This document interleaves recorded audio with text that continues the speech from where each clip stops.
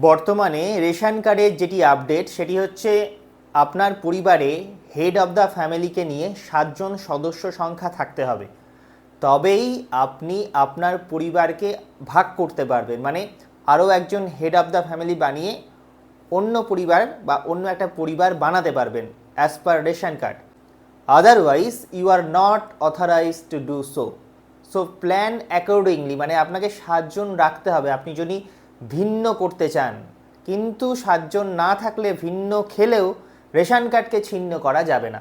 বর্তমানে এই নিয়মটি চলছে। তো যাদের যাদের মনে করছেন যে আমরা হুট করে ভাগ করে নেব, ভাগ করে আলাদা করে বিভিন্ন সুবিধা নেওয়ার চেষ্টা করব, তো সেটি হচ্ছে না। অতএব 7 জন একটি পরিবারে হলে তবেই ভাগ হবে। এটি আপনাদের সাথে শেয়ার করার ছিল। অনেকেই প্ল্যান করছেন বা অনেকেই আসছেন যে ভাগ করে দেওয়ার জন্য, যেহেতু রেশন কার্ডের ভাগ করার প্রসেস বা অনলাইনের কাজ আমি করে থাকি, তো সেই জন্য আপনাদের কাছে আমি জানিয়ে দিলাম এই নিয়মটি বর্তমানে বহাল রয়েছে।